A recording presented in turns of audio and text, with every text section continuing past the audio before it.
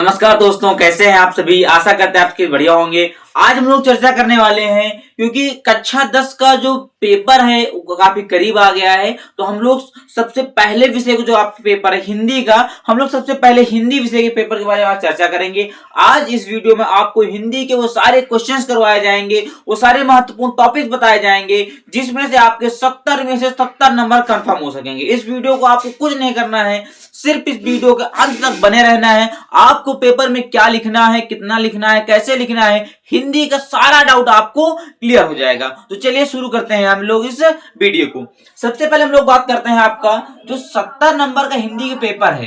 तो 70 नंबर के पेपर में आपके 20 नंबर का आपका क्या हो जाता है, बहुविकल्पी प्रश्न हो जाता है। 70 नंबर के पेपर में 20 नंबर का आपका बहुविकल्पी प्रश्न हो जाता है और 50 नंबर का, कितने नंबर का, 50 नंबर का आपका लिखित प्रश्न होने वाला है। 50 नंबर का आपका लिखित प्रश्न होने वाला है और 20 नंबर के आपके बहुविकल्पी होने वाले हैं। तो चलिए हम उन सभी क्वेश्चंस के बारे में चर्चा करते हैं जो क्वेश्चंस आपकी परीक्षा में पूछे जाएंगे। सबसे पहले तो आपके पास एक क्वेश्चन आएगा जीवन परिचय के विषय में। काहे के विषय में आएगा, जीवन परिचय के विषय में। तो सबसे पहले आपका जो आता है क्वेश्चन 50 नंबर की बात करेंगे हम लोग, जीवन परिचय।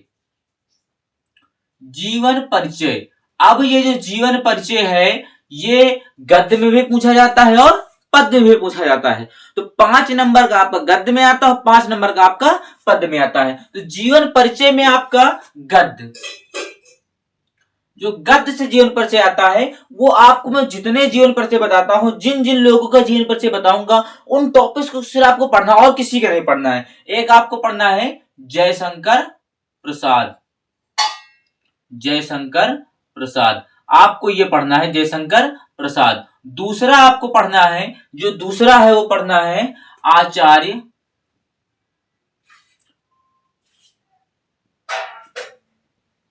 रामचंद्र शुक्ल। ये 2 जीवन परिचय आपको पढ़ने हैं, किसमें, गद्य में। मतलब कि गद्य में आपको जो जीवन परिचय पढ़ना है वो जयशंकर प्रसाद का पढ़ना है और आचार्य रामचंद्र शुक्ल जी का पढ़ना है। अब लोग बात करते हैं पद्य की।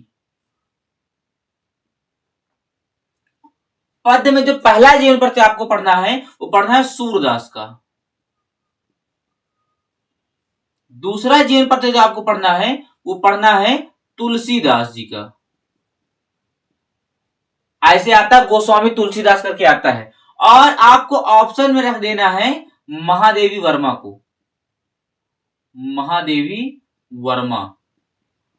ये आपका ऑप्शन में आ गया। मतलब कि आपको सूरदास और तुलसीदास तो पढ़ना ही है, लेकिन महादेव वर्मा को आपको ऑप्शनल में रख लेना है कि भाई देवी आपको ये नहीं आता है तो ये आ जाएगा। देखिए आपके जो प्रश्न पत्र में जीवन परिचय आपको मिलेगा वो 3 जीवन परिचय दिए जाएंगे और 3 में से कोई एक करने रहते हैं। तो जयशंकर प्रसाद का और आचार्य रामचंद्र शुक्ल जी का, दोनों लोगों का अगर जीवन परिचय याद कर लेते हैं तो दोनों में से किसी एक का आ जाएगा पेपर में। और सूरदास का और तुलसीदास जी का और महादेव वर्मा जी का, 3 लोगों का अगर आप जीवन परिचय याद कर लेते हैं तो तीनों लोगों में से किसी एक का जीवन परिचय पेपर में फंस जाएगा। अगर आप सूरदास और तुलसीदास जी का सिर्फ याद करते हैं तो वो भी आपके पेपर में मिलने के चांसेस हैं। ये आपके हो गए गद्य का। अब बात करते हैं इनको लिखना कैसे है। देखिए सबसे पहले यहां से हम लोग समझते हैं कि जो आपके जीवन परिचय वो 2 हिस्सों में बटे होते हैं। मतलब एक जीवन परिचय कितने नंबर का आता है, 5 नंबर का आता है। तो अगर आपके दोनों जीवन परिचय यहां से मिलाए जाते कितने नंबर के बनेंगे, टोटल 10 नंबर के। 5 नंबर के 2 जीवन परिचय आपके आएंगे, 10 नंबर आपके यहां से क्लियर हो जाते हैं। हम बात कर रहे हैं आने वाले इस 50 नंबर की। इस चीज का ध्यान देना है कि हम 50 नंबर की चर्चा करेंगे, अभी बहुविकल्पी की इस वीडियो में चर्चा नहीं करेंगे। बहुविकल्पी प्रश्नों को हम लोग अगले वीडियो में कवर करेंगे। इस वीडियो में सिर्फ और सिर्फ 50 नंबर के पूरा पेपर हम लोग सटीक हल करने वाले हैं। 10 नंबर आपके यहां से ऑलरेडी कंफर्म हो जाता है। अब आपको लिखना कैसे है ये भी मैं आपको बता देता हूं साथ साथ। देखिए जीवन परिचय वो 2 भागों में बटा होता है। एक आपका आता है जीवन परिचय, ये कितने नंबर का होता है, 3 नंबर का होता है। और उसी में क्या होता है, रचनाएं, ये आपकी 2 नंबर की होती है। टोटल आपका कितने नंबर का होता है? 5 नंबर का। मतलब कि आपके सारे जो कवि हैं, इन कवियों के जीवन परिचय भी याद करना है और रचनाएं भी याद करनी है। इनकी रचनाएं और जीवन परिचय याद करना, इतनी चीजें आपको याद करनी है। अब बात करते हैं दूसरे नंबर की। यहां तक क्लियर हो गया। अब बात करते हैं दूसरे नंबर की। दूसरे नंबर पे आपको क्या आता है? देखिए, दूसरे नंबर पे आपको देखने को मिलेगा एक आपको गद्यांश दे दिया जाएगा और उसमें से 3 क्वेश्चन पूछे जाएंगे। सबसे पहले हम बात करते हैं गद्यांश की। किसकी बात करते हैं? गद्यांश की। तो गद्यांश अगर हम लोग बात करते हैं, ये कितने नंबर का आता है? 6 नंबर का आता है। गद्यांश जो हमारा है वो 6 नंबर का आता है। अब इसमें क्या क्या पूछा जाता है, कैसे कैसे पूछा जाता है, मैं ये आपको बता देता हूं। तो जरा देखिएगा, गद्यांश पर कुल मिला के 3 क्वेश्चन होते हैं। कितने क्वेश्चन होते हैं? 3। एक प्रश्न आपको मिलेगा कि दिए गए गद्यांश का संदर्भ सहित व्याख्या कीजिए। संदर्भ सहित व्याख्या, मतलब कि एक आपको मिलेगा संदर्भ सहित व्याख्या, एक प्रश्न मिलेगा। दूसरा जो प्रश्न उसी में रहेगा वो रहेगा रेखांकित अंश की व्याख्या। रेखांकित अंश की व्याख्या, रेखांकित अंश की व्याख्या, ये हो गया आपका दूसरा।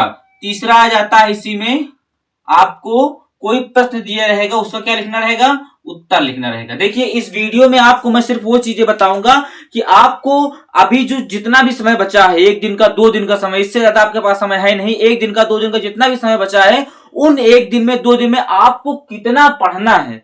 और मैं कुछ भी नहीं बताऊंगा यहाँ पर क्या क्या पढ़ना है, क्योंकि टाइम अब क्या है कि आपको हार्ड वर्क करने की जरूरत नहीं है। हार्ड वर्क करेंगे तो आप करते ही रह जाएंगे। अब टाइम है आपके पास स्मार्ट वर्क करने का। अगर आपको क्या क्या पेपर में, मतलब कि आप अब वही चीज पढ़िए जो पेपर में आएगा। और आज की वीडियो अगर आपने पूरी देख ली तो आपको हर एक चीज, छोटी से बड़ी हर चीज मिल जाएगी जो पेपर में मिलेगी। उसके अलावा आपको इस वीडियो में एक टुकड़ा भी नहीं बताऊंगा इस पूरे सिलेबस का कि जो पेपर में नहीं आएगा। आपको बस पूरी वीडियो को देखते जाना है, बस समझते जाना है। देखिए, गद्यांश जो आएगा वो 6 नंबर का आएगा। आप संदर्भ सहित व्याख्या करना, मैंने इसको बताया कि हाँ, प्रस्तुत गद्यांश हमारी पाठ्य पुस्तक हिंदी के गद्य खंड में संकलित जिस चैप्टर का नाम, उसका नाम लिख देंगे, जिसके लेखक या जिसके रचयिता, इस तरीके से आप करते चले जाएं। वो चीजें मैं अगली वीडियो में सब कुछ हल करके भी बताऊंगा। रेखांकित अंश की व्याख्या, मतलब जितने गद्य में आपका रेखा खींची रहेगी वो आपको रेखा खींचनी है, बनानी। मैं आपको प्रश्न एक बार दिखाई देता हूं। देखिए, इस तरीके के क्वेश्चन आपके पेपर में आने वाले हैं। इस तरीके के कुछ क्वेश्चन आपके पेपर में आने वाले हैं कि हाँ, देखिए, प्रस्तुत गद्यांश के पाठ और लेखक का नाम लिखिए। पाठ और लेखक का नाम आता है, संदर्भ से व्याख्या आता है, इस तरीके लिखने के लिए आता है। और रेखांकित अंशों की व्याख्या कीजिए, इस तरीके से भी क्वेश्चन आता है। और एक व्यक्ति को अपने मित्रों, मतलब इस संदर्भ में इस गद्यांश में एक क्वेश्चन पूछ लिया गया है, उसी का आपको आंसर लिखना है। और कितने नंबर का आता है? 6 नंबर का आता है। इसको मैं क्लियर करवा दूंगा, इसकी चिंता मत करिए।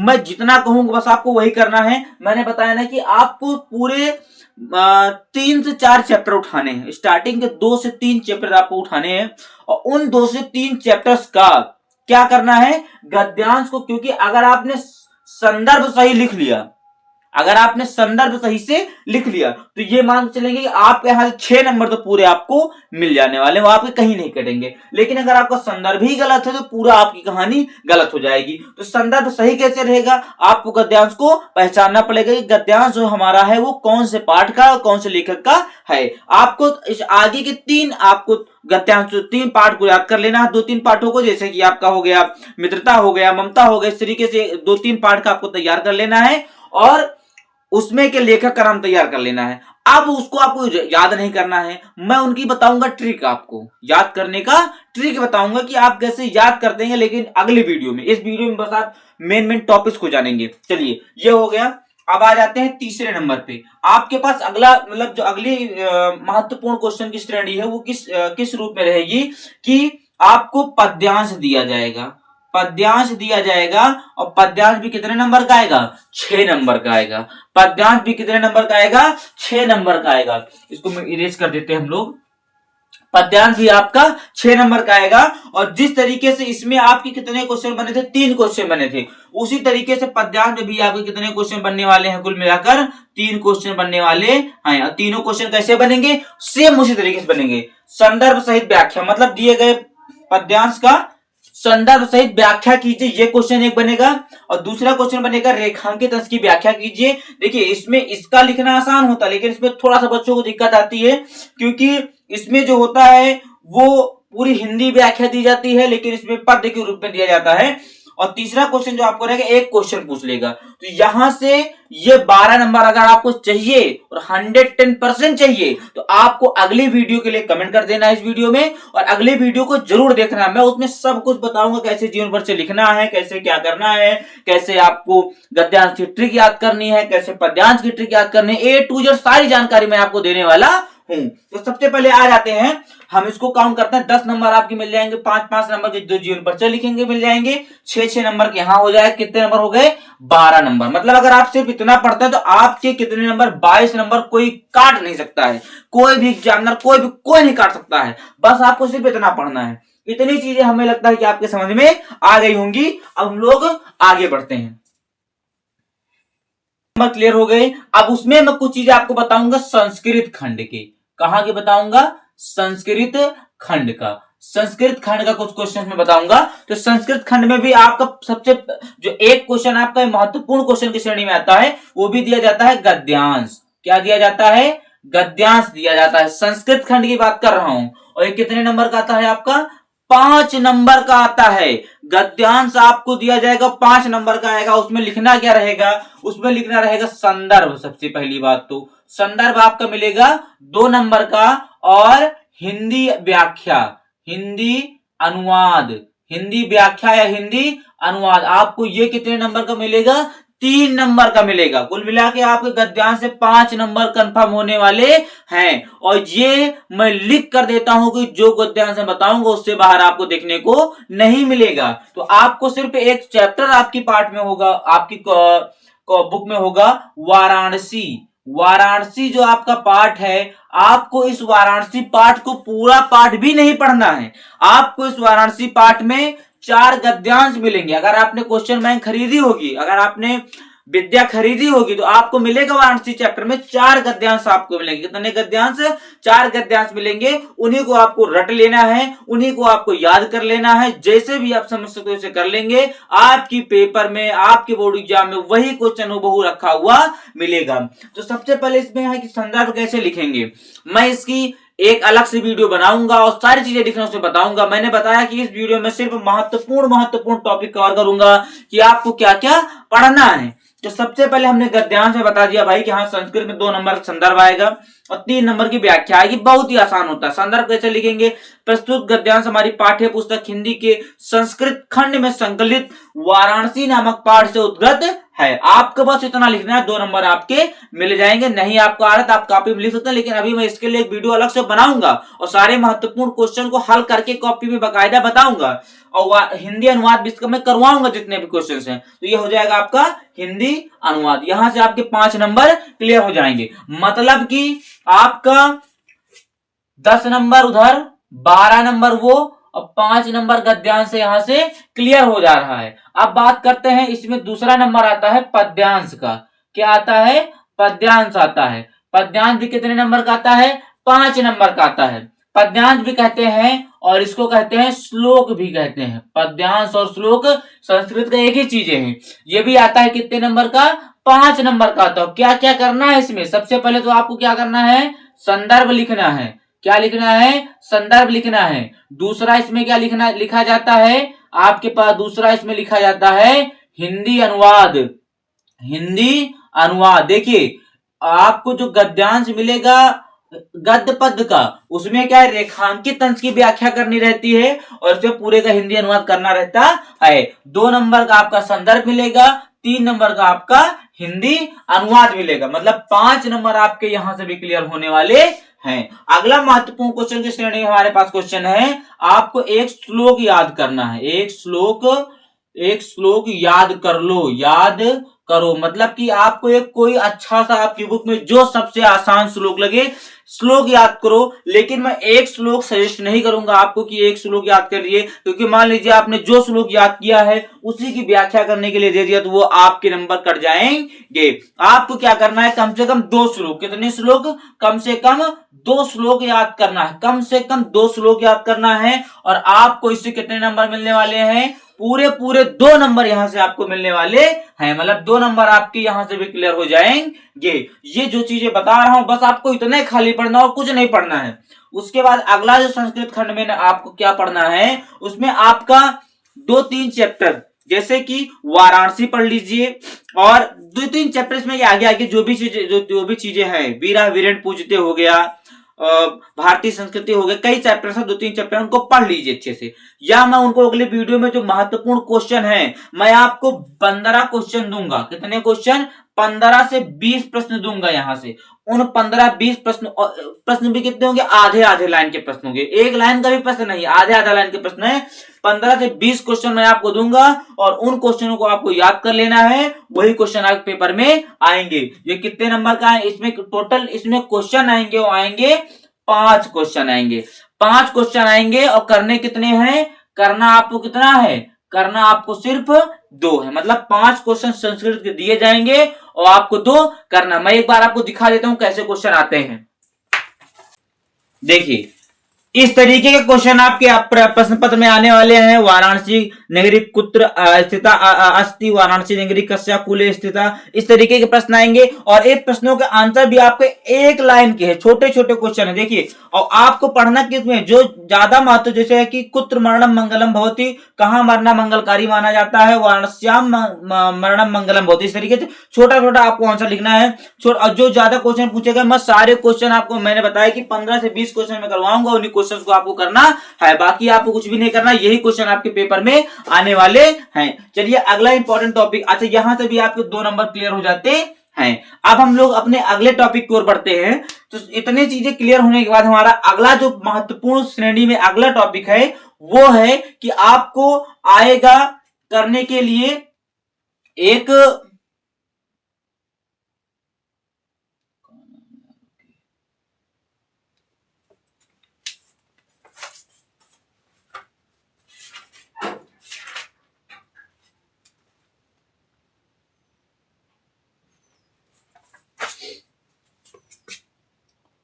आएगा आपके पास अगला क्वेश्चन खंड काव्य का। कहां का आएगा, खंड काव्य का क्वेश्चन आएगा। और खंड काव्य का क्वेश्चन कितने नंबर का आता है, 3 नंबर का आता है। कितने नंबर का आता है, 3 नंबर का आता है। मैं आपको बता देता हूं कि आपको खंड काव्य में क्या पढ़ना है। जैसे जो खंड काव्य में है, जैसे मेवाड़ मुकुट खंड काव्य हो गया, भरत खंड काव्य हो गया, तो अलग अलग जिले के लिए अलग अलग खंड काव्य होते हैं। अपने जिले में, मतलब जो हमारे जिले में खंड काव्य है उसका नाम है भरत खंड काव्य। क्या नाम है, भरत खंड काव्य, भरत खंड काव्य। अपने जिले में जो पूछा जाता है वो होता है भरत खंड काव्य। आपको भरत खंड काव्य है, इसमें कुल 6 सर्ग हैं, इन 6 सर्गों को याद करना है। इसमें भी आपको अथवा करके 2 क्वेश्चन दिए जाएंगे। एक में आपको तो भारत का चरित्र चित्रण पूछा जाएगा, या तो दशरथ का चरित्र चित्रण पूछा जाएगा, या कैकेयी का चरित्र चित्रण पूछा जाएगा। इस तरीके आप भरत खंड काव्य याद कर लीजिएगा, पढ़ लीजिएगा। उसमें से आपको, आप अगर सर्ग आते हैं सर्ग भी लिख सकते हैं, और खंड काव्य किसी को चरित्र चित्रण पूछता है तो आप चरित्र चित्रण भी लिख सकते हैं। राम के बारे में, दशरथ के बारे में, भरत के बारे में, कैकेयी के बारे में जनरली आप लोगों ने पढ़ा होगा। और आपने नहीं पढ़ा है जो भरत खंड काव्य जो आपका पार्ट है उसमें जाकर उसको अच्छे से एक बार पढ़ लीजिएगा। कुछ भी रटना नहीं है, सिर्फ कहानी को समझना है, कहानी को बना बना कर लिखना है। 3 नंबर आपके भरत खंड काव्य से मिल जाएंगे। अब आपके पास कितने नंबर हो गए, 10 12 10 12 10 22 22 5 27 27 5 आपका हो गया 32 32 2 34 34 जो 36 36 3 कितना हो गया आपके पास 39। मतलब आपके पास जो कितने नंबर बचे हैं, टोटल 11 नंबर आपके पास बचे हैं। अब 11 नंबर का क्या पूछा जाता है ये भी आपको बता देता हूं। देखिए 11 नंबर में जो क्वेश्चन पूछा जाता है वो होता है, एक होता है आपको आता है पत्र लेखन, आता है पत्र लेखन।